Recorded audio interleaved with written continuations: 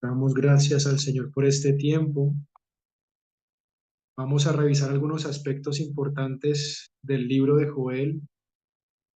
El libro de Joel, que en esta ocasión es llamado el libro de las generaciones. Es un libro que es muy corto. Como podemos ver, son 3 capítulos y estos 3 capítulos suman 73 versos o versículos en total. Y realmente es un libro muy corto, pero también en medio de esto vamos a poder ver grandes aspectos de la palabra del Señor. Inicialmente quiero exponer que en cada capítulo vamos a encontrar una temática diferente, pero relacionada entre sí. En primer lugar, en el capítulo 1 vamos a observar cómo el profeta Joel comienza a hablar acerca de una plaga de langostas. Es decir, en medio del desarrollo de este capítulo aparecen dos aspectos, dos situaciones por las cuales el pueblo de Dios está pasando. La primera es una plaga de langostas y la segunda es una sequía.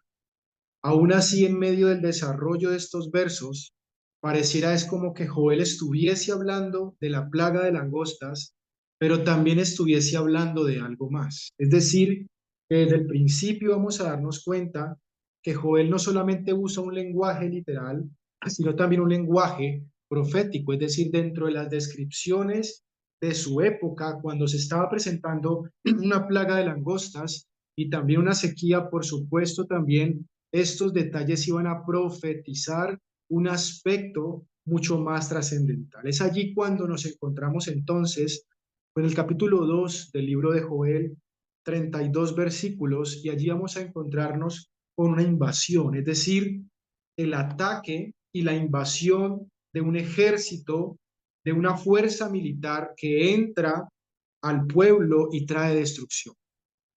Y este grupo militar o esta fuerza militar es comparado con la langosta. Es decir, que por supuesto hubo una plaga de langosta literal, pero también la plaga de langostas desde el capítulo 1 comienza a darnos unos destellos proféticos de que también representaría una invasión. Es decir, ejércitos extranjeros iban a entrar al pueblo e iban a traer destrucción. Y este asunto de los ejércitos extranjeros entrando al pueblo, entrando al lugar de la morada del pueblo de Dios y trayendo destrucción, es un asunto que vamos a encontrar a lo largo de las escrituras. Y en medio del capítulo 2 vamos a ver un llamado al arrepentimiento. El Señor trae un llamado al arrepentimiento por medio de Joel en medio de esta situación. Ya hay una plaga de langostas, ya hay una sequía, eso ha afectado la economía, ha afectado la sociedad, ha afectado todas las variantes y las variables que rodeaba la economía del pueblo y por supuesto una invasión. Es decir, que el pueblo de Dios se encontraba bajo una opresión inmensa, grande, que le estaba perjudicando enormemente. Y en ese punto y en ese momento, el Señor hace un llamado al arrepentimiento. Luego en el capítulo 3, y en verdad desde la mitad del capítulo 2 hasta el capítulo 3, vamos a comenzar a ver la restauración del Señor al reino, es decir, a su pueblo por causa del arrepentimiento. Es decir, el arrepentimiento provocaría la restauración de la economía, provocaría el castigo de los enemigos de Israel, del pueblo de Dios, de Judá, ¿sí? Pero también representaría la restauración espiritual.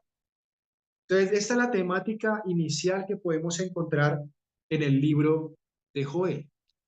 Ahora, vale mucho la pena destacar esa palabra generación.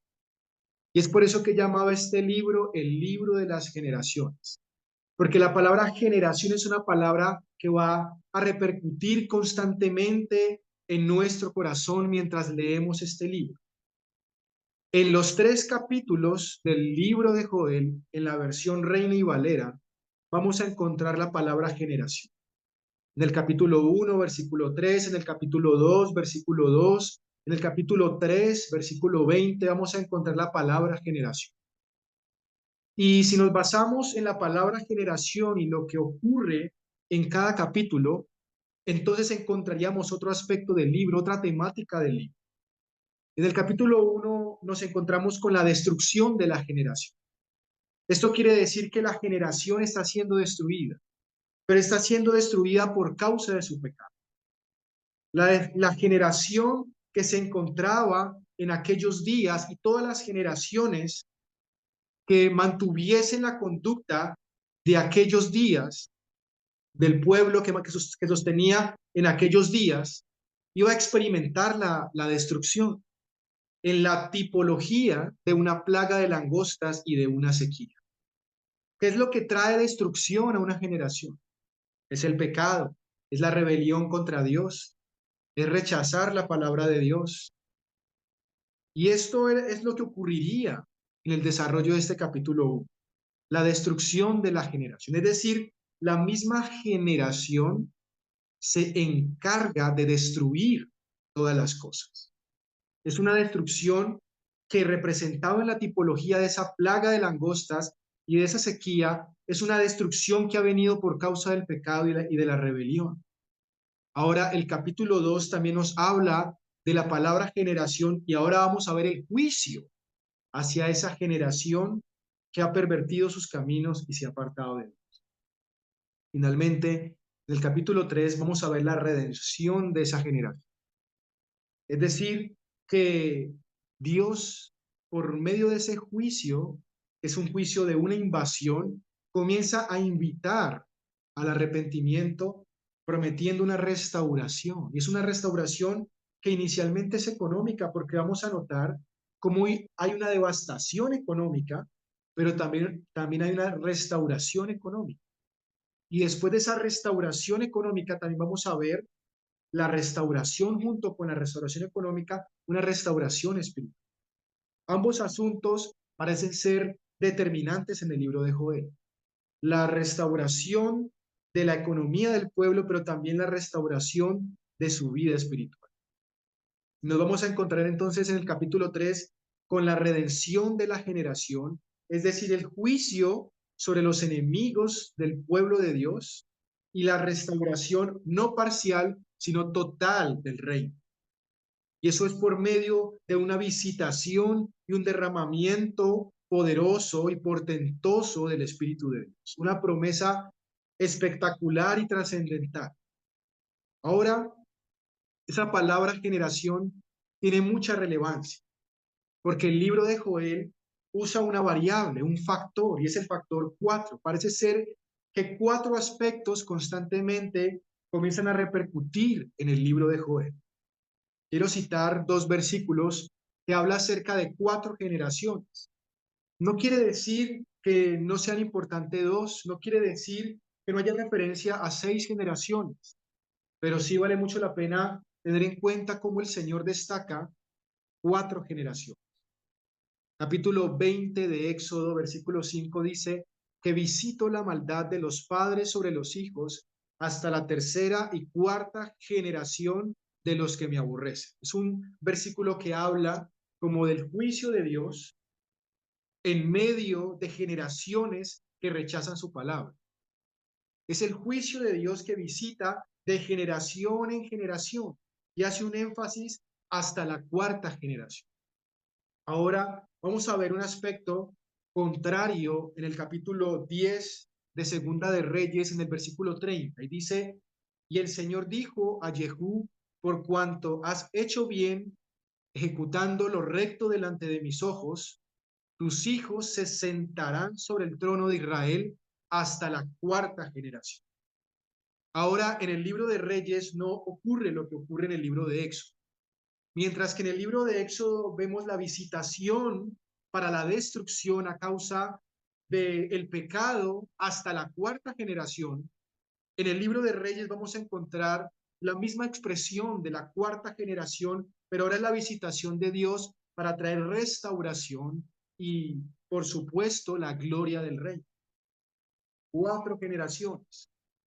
Y cuando nos preguntamos cuántos años abarca una generación, si lo buscamos rápidamente en internet, nos damos cuenta que una generación representa el periodo de vida de alguien hasta que tiene hijos. Es decir, podría ser hasta los 30 o 40 años. Es decir, que una generación puede oscilar entre 25 a 40 años. 4 generaciones serían, por lo tanto, alrededor de 120 años, un poco más. Y es muy interesante porque 4 generaciones, y ese factor 4 es un factor constante en el libro de Joel. No quiere decir que no vamos a encontrar otras variables numéricas, pero es un factor determinante, importante, y que el libro de Joel destaca. El libro de las generaciones son generaciones y todo tiene que ver con ellas. 4 generaciones, el factor 4, y es decir, 4 aspectos. Entonces vamos a iniciar mirando y revisando 4 aspectos.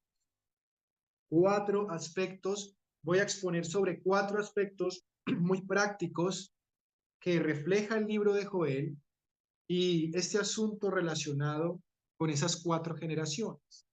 Capítulo 1 de Joel, versículos 2 y 3 dice: Oíd esto, ancianos, y escuchad todos los moradores de la tierra. ¿Ha acontecido esto en vuestros días o en los días de vuestros padres? De esto contaréis a vuestros hijos y vuestros hijos a sus hijos y sus hijos a la otra generación. Este es el versículo que abre el libro. Es un versículo que hace un énfasis hacia las generaciones. Y si ustedes notan el verso, van a destacar que ese verso expresa 4 generaciones. Dice: de esto contaréis a vuestros hijos. ¿Quiénes van a contar? Aquellos que están leyendo el libro. Así que la primera generación a la que hace referencia es a los que leen.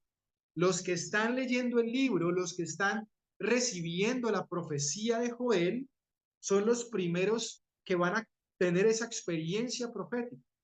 Ahora dice: esto que ustedes están leyendo y esto que ustedes han recibido, ustedes lo van a contar a sus hijos. Es decir, los hijos, que son la segunda generación, van a leer, van a recibir ese mensaje. Es decir, que este aspecto nos habla de 4 generaciones que reciben el mensaje. El número 4, en este momento podríamos nosotros verlo como, como una representación de todas las generaciones. Es como que en este número 4 el Señor nos está hablando de que todas las generaciones reciben el mensaje, de que todas las generaciones han tenido la oportunidad de escuchar el mensaje de Dios. Y es interesante porque en el cuarto día de la creación, cuando leemos Génesis capítulo 1, es cuando Dios crea el sol y la luna y las estrellas y marca el paso de los días. Es como que el mismo capítulo 4 nos estuviese revelando la creación del tiempo. La luna, el sol, son aquellos que regulan si hay un día, si hay una tarde y una mañana. Es decir, que esto pudiese hablarnos de los tiempos. El número 4 pudiese ser un factor que nos habla de los tiempos, del paso de los tiempos, del paso de las generaciones. En otras palabras, nos estamos encontrando con que todas las generaciones han recibido el mensaje.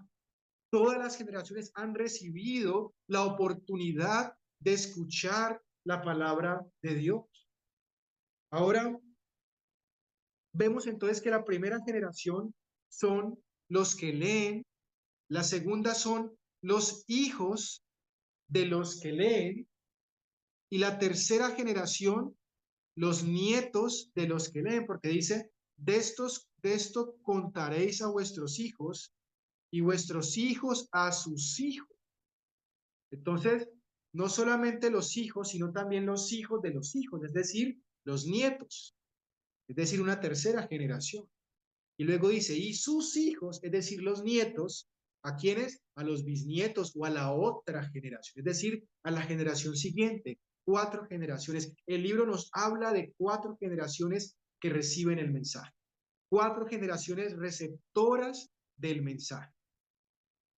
El segundo aspecto que voy a mencionar es el aspecto de 4 generaciones. Así como hay 4 generaciones que reciben el mensaje, también es como que estas 4 generaciones pueden tomar la decisión de rechazar el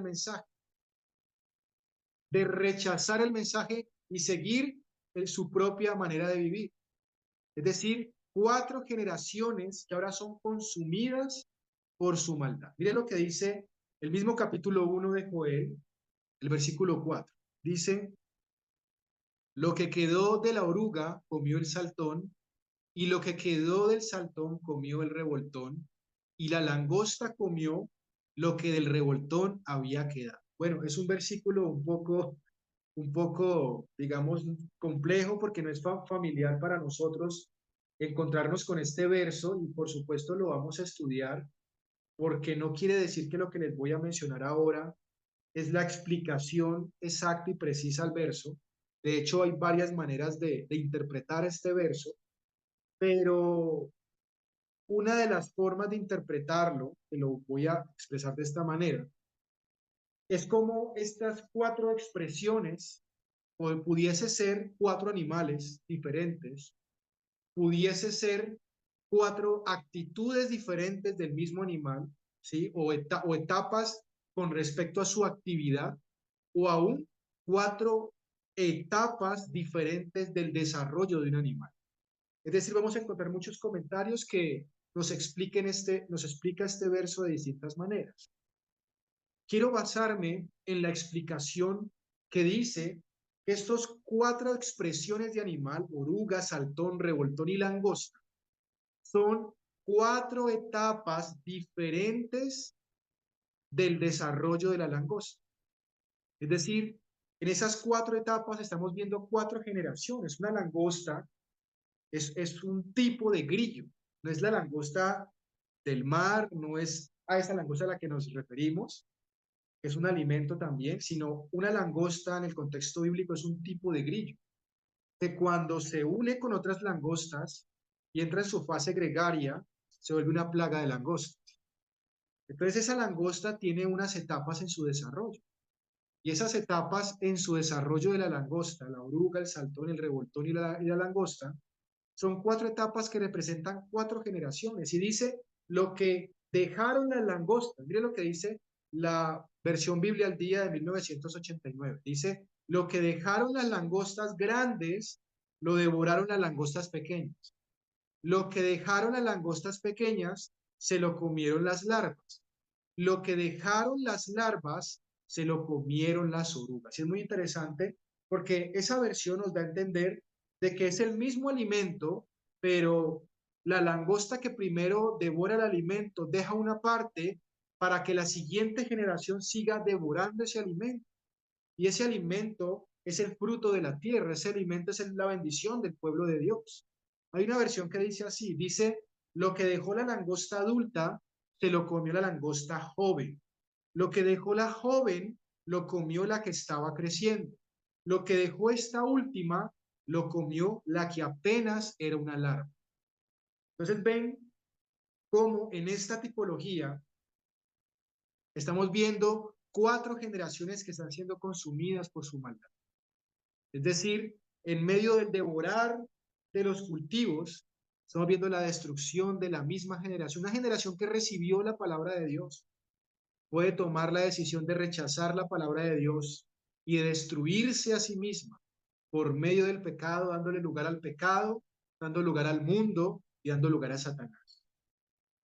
Ahora pasemos a un tercer aspecto que menciona o que podemos encontrar también en el libro de Joel. Y es 4 señales proféticas, o más bien 4 agrupaciones de señales proféticas. Es decir, que en medio de la plaga de langostas, que representa destrucción, la sequía que representa destrucción, la invasión que representa juicio, nos vamos a encontrar con señales proféticas.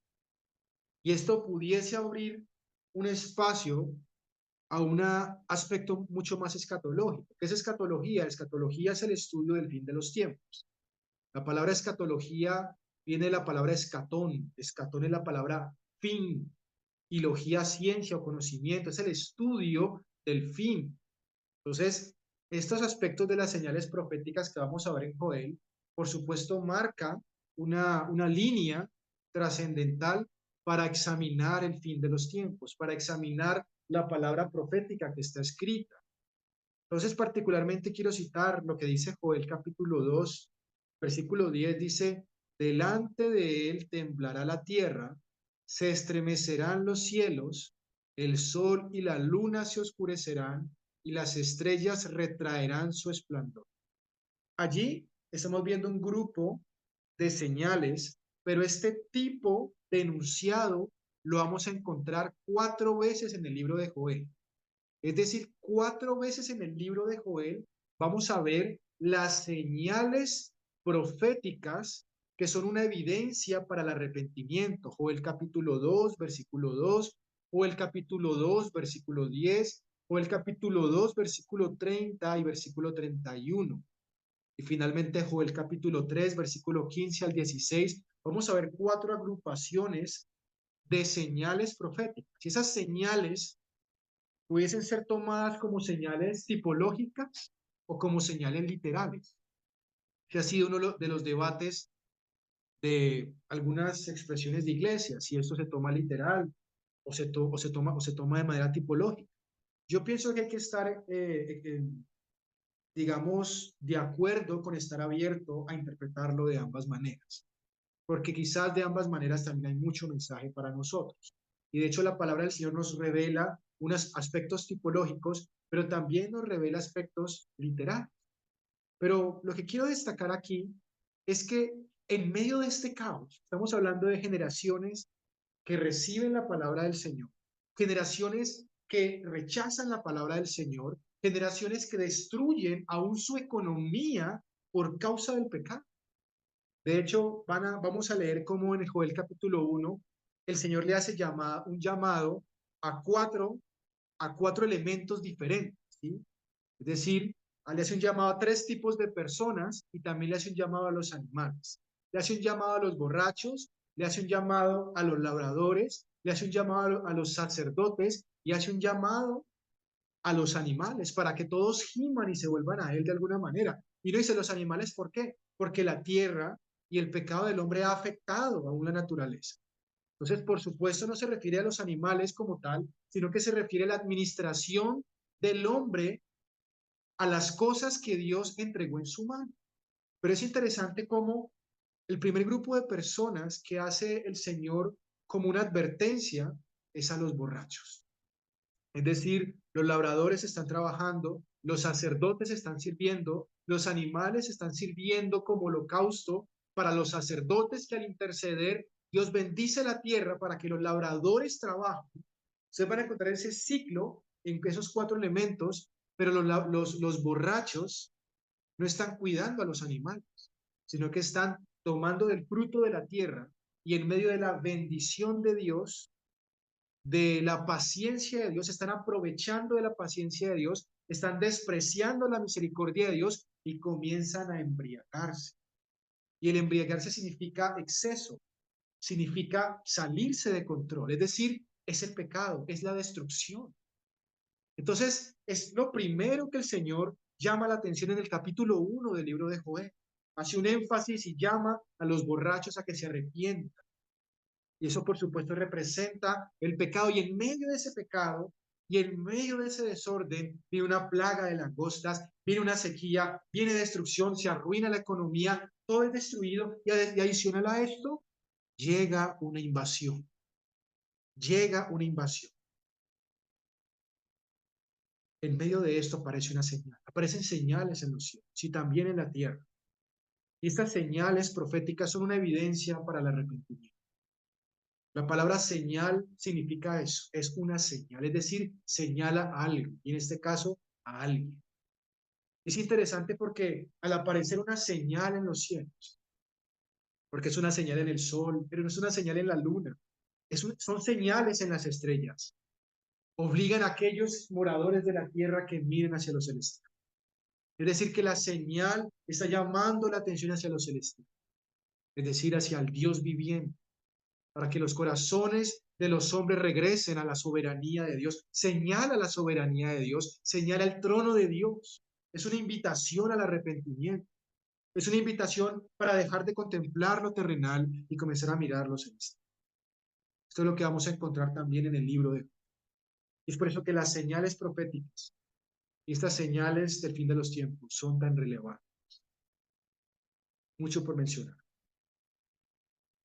Algo más por contar como un cuarto aspecto de cuatro elementos también en el libro de Joel, es que cuatro generaciones experimentan la restauración total. Es decir, cuando vemos que hay una recepción de la palabra de Dios, pero también hay un rechazo, viene destrucción, pero también hay señales que fomentan el arrepentimiento. Pero cuando hay un arrepentimiento genuino, cuando el corazón del pueblo se volca a Dios, algo sucede. De hecho, vamos a encontrar en varios momentos de la escritura, allí en Joel, en los 3 capítulos, cómo se invita al ayuno, cómo se invita al llanto, cómo se invita al lamento, cómo se invita a una que se haga una convocatoria masiva donde todo el pueblo de Dios demuestre un verdadero arrepentimiento hacia Él. Y es allí donde vamos a ver la experiencia trascendental y desbordante del derramamiento del Espíritu Santo y la restauración de la economía. Dice entonces Joel capítulo 2, versículo 28 y 29, y después de esto, y es muy interesante, porque no ocurre antes, porque es después de algo, de todo lo que menciona el libro anteriormente. El pueblo debe pasar por un arrepentimiento, el pueblo debe pasar por una rendición total delante de Dios. Y después de esto, es decir, que en el capítulo 2 del versículo 1 al 11, vamos a ver una invasión humana, pero desde el versículo 12 en adelante, vamos a ver una invitación al arrepentimiento.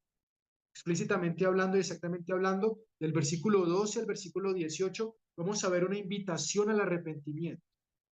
Desde el versículo 19 del capítulo 2 al versículo 27, vamos a hablar, vamos a ver la restauración de la economía por causa del arrepentimiento. ¿Por qué la economía? Porque el pecado trajo destrucción y las langostas se comieron la vegetación y también hubo una sequía y también hubo destrucción de parte de este ejército extranjero. Es decir, la economía se destruyó por completo. No había absolutamente nada. Es decir, que Dios también, por causa del arrepentimiento, trae restauración a la economía. Y las consecuencias de ese juicio que ahora no viene sobre el pueblo que se ha rebelado, sino sobre los enemigos. Entonces vamos a encontrarnos con el versículo 28 del capítulo 2 de Joel, que dice, y después de eso derramaré mi espíritu sobre toda carne. Y es una promesa preciosa, porque ya está hablando de que el derramamiento no es sobre algunos, no es sobre un profeta, no es como venía en el Antiguo Testamento. En el Antiguo Testamento la unción venía sobre 3 tipos de personas, sobre los reyes, sobre los sacerdotes y sobre los profetas. No venía sobre nadie más. Venía sobre los reyes para reinar, sobre los sacerdotes para ministrar y sobre los profetas para anunciar. Ahora la palabra nos llama reyes y sacerdotes y también nos invita a profetizar, es decir, a hablar la palabra de Dios. Esto es profetizar, es repetir lo que el Señor está diciendo. Profetizar es repetir las palabras de Dios, es repetir las palabras de Dios en el contexto en el cual nos encontramos y es aplicar su palabra también en el mismo contexto. Dice, y después de esto derramaré mi espíritu sobre toda carne y profetizarán vuestros hijos y vuestras hijas. Vuestros ancianos soñarán sueños, vuestros jóvenes verán visiones, y también sobre los siervos y sobre las siervas derramaré mi espíritu en aquellos días. Y aquí también nos vamos a encontrar con 4 generaciones en ese versículo. 4 generaciones que experimentarían el derramamiento del Espíritu Santo. Dice que los niños van a profetizar. Dice que los ancianos van a soñar. Dice que los jóvenes verían visiones. Dice aún que los siervos recibirían también ese derramamiento del Espíritu Santo. Entonces nos encontramos con 4 generaciones, que por supuesto representa todas las generaciones.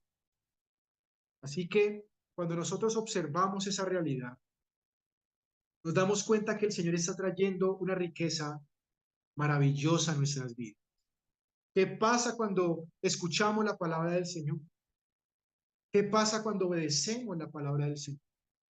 Viene restauración, viene el derramamiento del Espíritu Santo. El Señor restaura todas las cosas, restaura lo que ocurre dentro de nosotros, porque lo primero que debe ser recuperado es la tierra de nuestro corazón, de nuestro corazón, nuestra vida, nuestra infancia, todo lo que nos rodea en nuestra vida ha sido afectada por el pecado, por las langostas, por la sequía.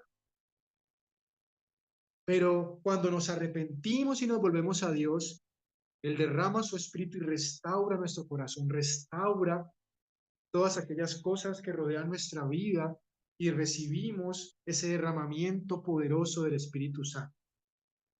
Ese texto es citado por Pedro allí en Hechos capítulo 2. Y ese texto se cumplió de una manera sobrenaturalmente extraordinaria. Vino el Espíritu Santo sobre ellos y cayó sobre ellos y comenzaron a hablar en otras lenguas. Y cayó sobre ellos y aquella evidencia parecía como lenguas de fuego repartidas sobre sus cabezas. Eso hablaba de un fuego que se estaba iniciando, que se estaba encendiendo. Estaba iniciando en aquellos días. Es un fuego que comenzó a arder. Y comenzamos a ver que ocurrió en una generación que comenzó a recibir la visitación gloriosa del Espíritu Santo. Milagros sucedían. La palabra del Señor dice en Hechos capítulo 5 que aún a los enfermos se les sacaba a las calles para que al pasar Pedro o su sombra cayese sobre algunos de ellos para que fuesen sanados. ¿Por qué la sombra de Pedro sanaba a los enfermos? Porque la sombra de Pedro no era la sombra de Pedro. La sombra de Pedro era el Espíritu Santo. Andaba con Pedro y tocaba a los enfermos. El ministerio de Cristo había continuado a través de la persona del Espíritu Santo. Y este mismo Espíritu está en medio de nosotros y está expectante a que nos volvamos a Dios de todo nuestro corazón para que podamos experimentar profundas y grandes proezas. Ahora, vamos a mirar un poco más un aspecto adicional para culminar esta exposición corta del libro de Joel y tiene que ver con esta tipología profética. 2 tipologías proféticas que encontramos allí en la figura de la paloma y la langosta. Son 2 figuras muy interesantes porque son figuras que vemos allí en el libro de Joel. Vemos siempre la langosta, que por un lado representa la destrucción, representa la devastación, pero también vemos la paloma, que es una figura del Espíritu Santo. La paloma es una figura del Espíritu Santo. Y quiero leer el versículo que está allí, Marcos capítulo 1, versículo 6 en adelante dice, y Juan estaba vestido de pelo de camello y tenía un cinto de cuero alrededor de sus lomos y comía langostas, es decir, Juan el Bautista comía langostas, estos animales, y miel silvestre. Dice, y predicaba diciendo, viene tras mí el que es más poderoso que yo, a quien no soy digno de desatar encorvado la correa de su calzado. Yo a la verdad os he bautizado con agua, pero él os bautizará con Espíritu Santo. Aconteció, dice el texto, en aquellos días, que Jesús vino de Nazaret de Galilea y fue bautizado por Juan en el Jordán. Y luego, cuando subía del agua, vio abrirse los cielos y el Espíritu como paloma que descendía sobre él. Lo primero que quiero destacar es que la misma boca que usaba Juan, para comer langostas, era la misma boca que usaba para profetizar, es decir, para predicar, es decir, para anunciar las virtudes de Cristo. Es como que Juan, que pudiese ser llamado y ha sido llamado en algunas categorías teológicas como el último profeta antiguo testamentario. Es decir, hasta Juan terminó el Antiguo Testamento, por así decirlo, es decir, el régimen de la ley, el régimen del antiguo pacto, porque después de Juan vemos la aparición y manifestación y apogeo del ministerio de Cristo que va a traer el ministerio del nuevo pacto, es decir, la gracia, ya no la ley, sino la gracia. Entonces Juan predicaba el arrepentimiento. Juan fue la transición de Malaquías a Mateo. Después de esos 400 años de silencio, después de los días de Malaquías, vemos que aparecen los evangelios e irrumpe el Señor con el Elías que había de venir, así lo llama la escritura a Juan el Bautista, un profeta devorando langostas. Es como que la palabra profética devora la destrucción. Y aunque hay una sentencia y una maldición, dice la paga del pecado es la muerte, hay un castigo eterno para aquel que ha rechazado a Dios. ¿Por qué? Porque de alguna manera cada uno ha tomado la decisión de alejarse de la luz. La luz vino al mundo, pero los hombres amaron más las tinieblas que la luz, porque sus obras eran malas y no iban a la luz para no ser reprendidos por la luz. Eso es lo que dice el Evangelio de Juan. Ahora vemos que esa langosta representa la devastación. Es una devastación que viene como consecuencia del pecado.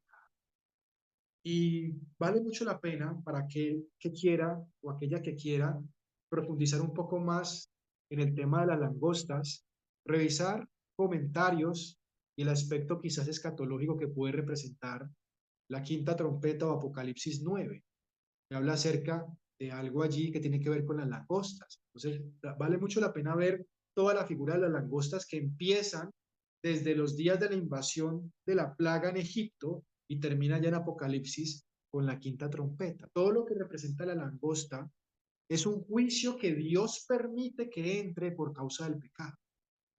Pero aquí vemos a un Juan que devora la langosta y eso representa la palabra profética que detiene la destrucción. Ahora ese mismo Juan, ¿cómo detiene la destrucción? ¿Qué es lo que salía de su boca? ¿Qué es lo que devoraba la langosta? Viene tras de mí el que es más poderoso que yo. Y dice que este que va a venir, dice, pero él los bautizará con Espíritu Santo. Es decir, que allí vamos a encontrar el capítulo 2, ¿sí? Finalizando el capítulo 2 de Joel. Y es que como que hasta la mitad del capítulo 2 vemos la langosta operando, pero desde la mitad del capítulo 2 hasta el capítulo 3 vemos la profecía, la palabra profética que señala a Cristo devorando la destrucción, es decir, restaurando todas las cosas. Es una batalla entre la devastación y la restauración. Son dos caminos. O escoges el camino de la restauración o escoges el camino de la devastación. No hay otro.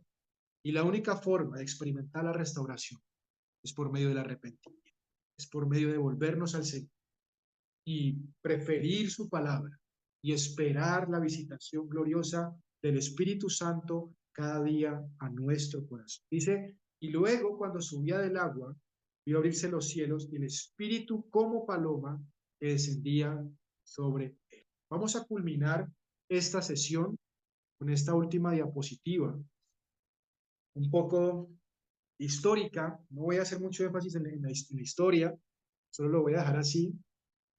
Y también la escatología, porque es que no podemos negar que Joel es un libro también escatológico. Joel tiene una parte histórica, pero también tiene una parte escatológica.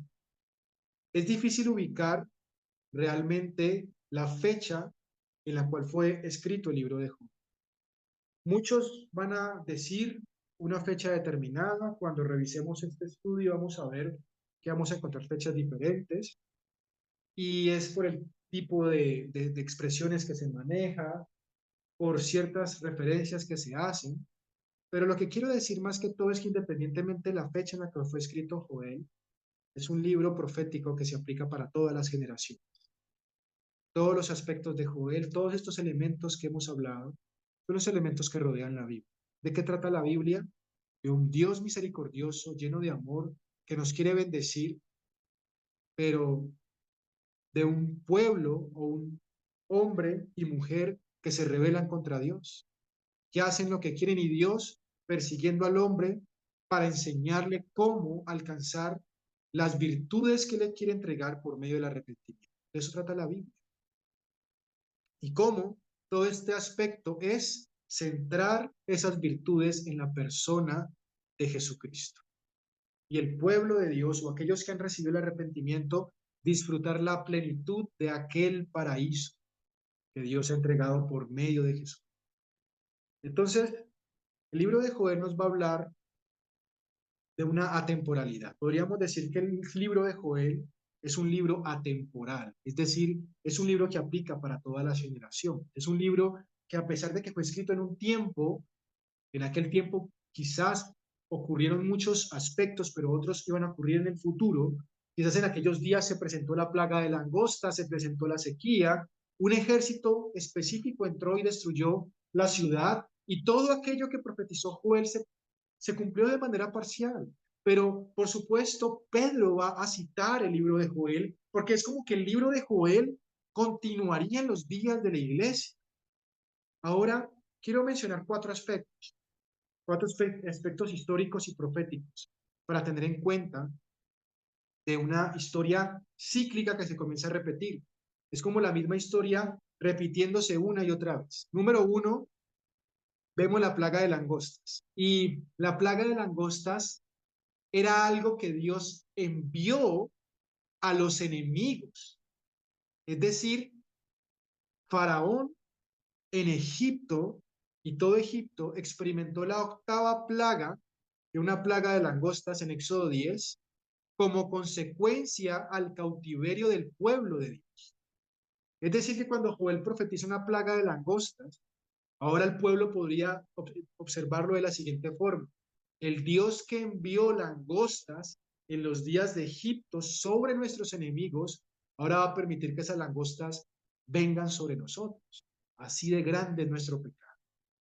Entonces ahí vemos esa plaga de langostas, esa figura de la langosta, pero también vemos la figura de la paloma. ¿A través de qué? A través de la profecía de Moisés. Moisés fue levantado por Dios, estaba por allá aislado, como dice Éxodo capítulo 3, y pastoreando las ovejas de su suegro.